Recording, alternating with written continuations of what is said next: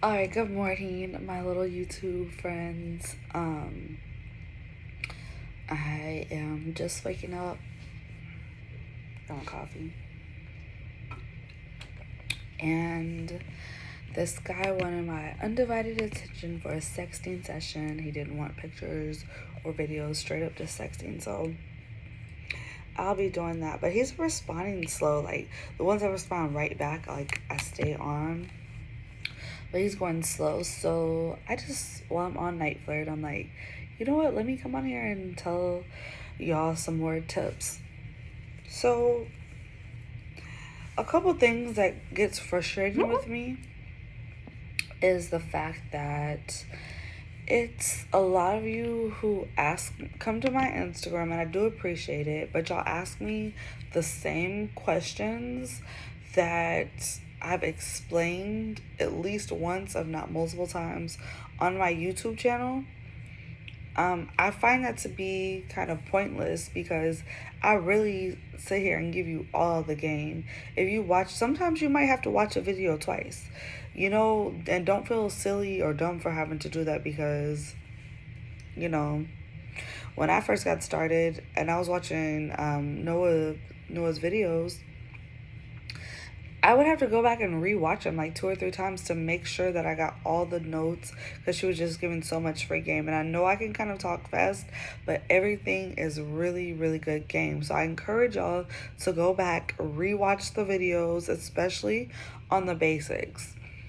So, one second, I want to talk about, maybe some things that I haven't discussed or what I want to talk about in consultations, because a lot of y'all have got consultations with me, and I really, really tell y'all beforehand, do not waste your money getting a consultation if you're gonna ask me questions that I've already answered on YouTube, because I'm not here to waste y'all's money. I do want to make money, yes, and I will take it if you still want to give it to me, but I'm telling y'all, if I'm giving you all the game on YouTube, you should come with different questions. That's all I'm saying. But hold on.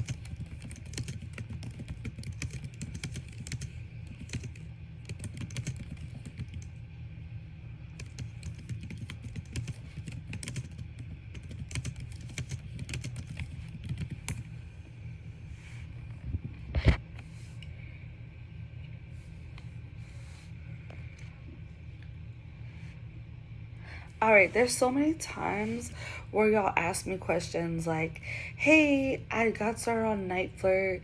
I haven't made any money. What am I doing wrong?" And then I go to your page and you have one listing, or I go to your page and y'all's prices are so ridiculous without having any calls or anything. Your pictures aren't that good. Um, you don't have greetings recorded. Like, it gets frustrating for me to have to constantly explain to y'all the fact that greetings are very important.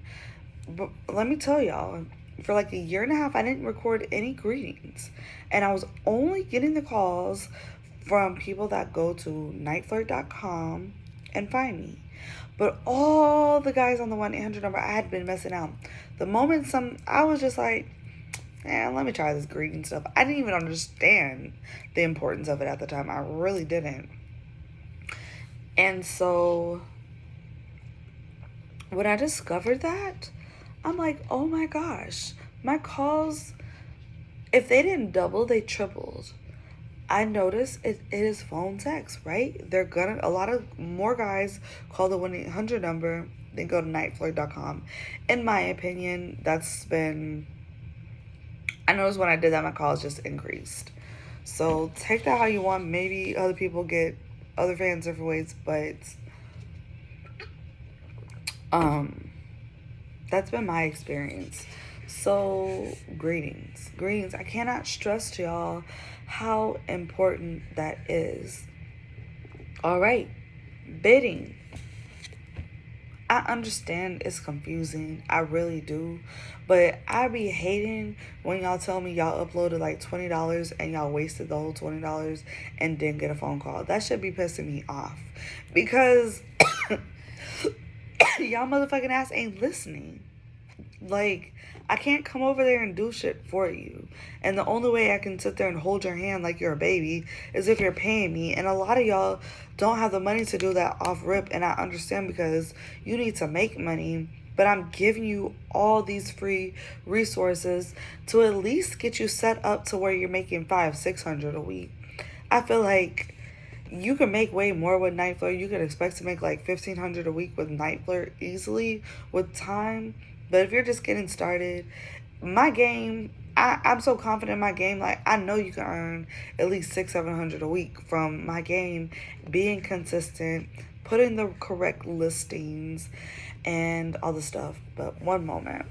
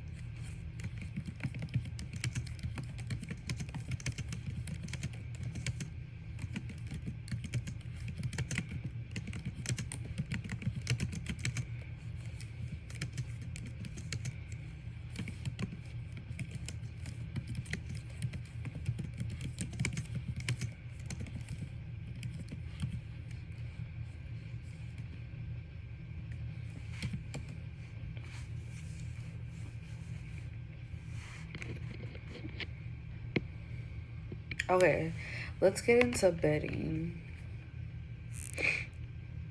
So again, go to my accounts, go to my listings, and I'm gonna explain this page again.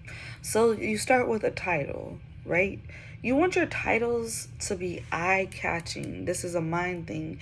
You want them to really get inside of their brain. Like, okay, my role-playing one is not Paislee Roleplays. It's let's get lost in another land. Like, I want you to come and just, like, let's take our imaginations, let them run wild. My femdom, curvy cuckoldress for BBC loving cocks, which I'm gonna change because not all cocksuckers are BBC loving, cucks. Not all cocksuckers are BBC loving cucks. So I don't want to just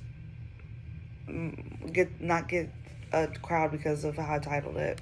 My feminization, come dress up in Paislee's Playhouse. My lingerie and stockings category, busty babe in stockings and sexy lingerie. My oral sex, Miss Paislee trains you to become a good cocksucker. My BBW, come chat with this curvaceous cutie. Like, make your titles captivating. Your categories are also important. Y'all don't need to have, okay, look, I'm not about to tell you what you need, but it can be confusing in the beginning unless you really own that switch role, trying to have a couple categories in submissive stuff and a couple categories and more dominant stuff. It can work, but I feel like you should either like let it be known you're a switch and really get into it, or zone in on one of the others, at least in the beginning while you're building. Niteflirt has a lot of cucks. That's one thing no one can't say. So if cucks are not your thing, you can make money doing other things on here. You could really hone in on the other categories and stuff, but don't miss out on the cucks because it's a lot of them. And if you don't know much about cuckolding, please go do your research. Make your calls 99 cents and let them know, like, you want to learn. You're eager to learn how to do this. Like, you're interested. You just got it in the cuck fetish. You don't know too much about it. They like to teach. All right. Then you have your status, which should be accepted. That's how you know you're ready to take listings.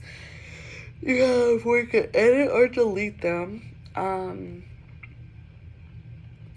you have your availability, so you can turn some listings on. If I'm gonna do phone with cam and live calls, I'll keep all of my listings on. If I'm just doing live calls, I'll keep those on and turn my other ones off. If I'm just doing cam, I'll turn off all my live calls, keep my cam lines open. I do it different ways, but if I'm open for phone lines, all my phone lines are open. Now, other people have different ways of doing it. That's them. For instance, maybe you do have dom and sub lines, but you only want to get those sissies, those cucks, those cocksuckers. So you keep those listings open, you close your other ones. But I like leaving them all open because I feel like, especially in the beginning, I'm not saying I just have to do this now. I still enjoy doing it, so I'm going to continue. But I like being, like, when you go to find a flirt, I really enjoy being in all the different categories and just being able to see me so they can find me. It's also how you title stuff too. Like I said, your oral sex, most people just think that's you getting on there making slurping noises. Nope. I worded mine, Paislee trains you to be a cocksucker, so that I'm only going to get those cocksuckers that come on, not guys that want me to do that to them. So it's how you word the stuff as well. Okay, then you got your ratings. If your ratings are 0, you haven't got no calls, you haven't got no feedback, but your price is $4 a minute, you might want to think about lowering it. I'm just saying. Not saying you won't get the calls, because somebody will call it. Like, I'm not going to sit up here and lie to y'all. I'm like, no one's going to call it. Somebody will. But how long you're going to be waiting when you have no feedback? You know, you might want to make money a little bit faster. Something else that I talk about is your listings being 99 cents. People are like, oh, I don't want 99 cents because I only make 56 cents. But I can't stress to y'all enough, especially those of you who are coming to work in regular jobs. If you do not make more than $33 an hour at your job, then 99 cents should be an okay rate for you. I'm not saying it's the best, but it should be okay. It's decent, because at 99 cents an hour, 99 cents a minute, you're making 56 cents out of that 99 cents, which means you're getting $33 in an hour if you can hold a caller on for a full hour. I look at that. I was not making $33 an hour when I was working at Whataburger. So even now, if I'm not getting the calls that I want and I just want to build and get some more feedback, like, I will still put my calls down to 99 cents. Some people say that, oh, Paislee, that's too low. And I do understand that. But if you're like me and sometimes you just got all these bills coming, like, you need to make money. And $33 an hour is better than any other job. So that's kind of the way I look at that. Also, when I do have my 99 cents, I get longer calls, and that's not to say you can't get longer calls with your price being higher, because I have friends that definitely do that. But I notice when my calls are like $2.50, I'm getting like 20-30 minute phone calls, which is what I really want. That's what I shoot for. Maybe up to 45 minutes and an hour if the conversation is really good. But at that 99 cents a minute, I was getting like super, super long calls, which is good because, like I said, $33 an hour. But then I would just kind of fuck myself, because I would be thinking like, damn, what if my price was higher? I would have got so much more. But you can't think like that. All right, bidding for dummies. All right, so let's go place a bid. You're going to go into place bid, right? So when you get to that screen, you're going to see your listing title, your current bid, which is probably 0, your current position by category.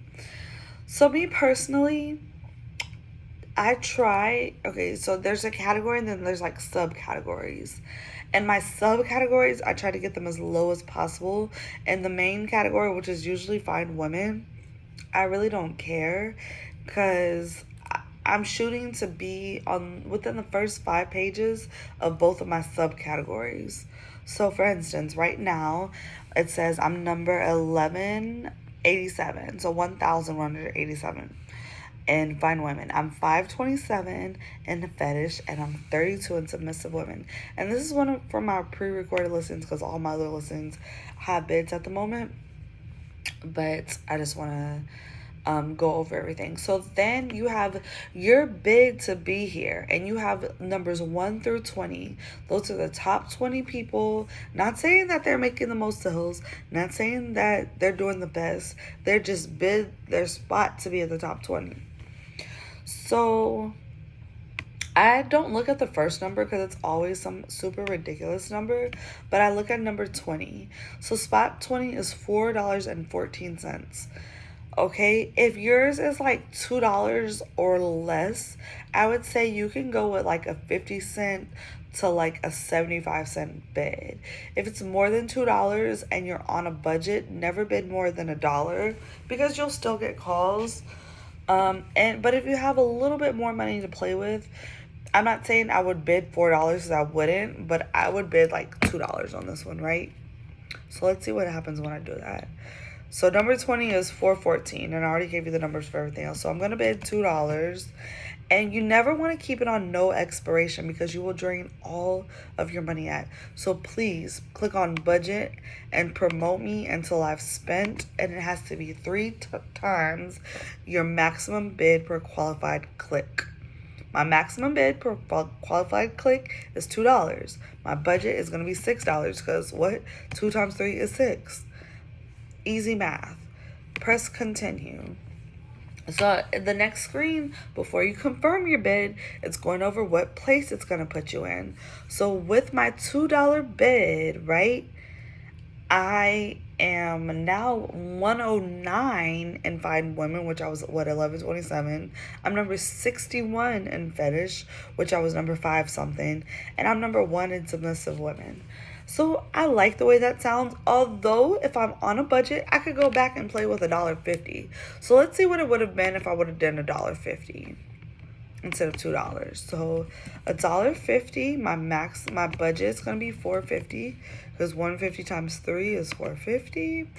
And it still gets me a number 1 submissive. It put me at number 68 fetish and 123 at fine women, which I'm okay with those numbers. They went up a little bit, but I'm still okay. It's saving me a whole $1.50. So confirm, which is not a lot of money, but you know, all things help.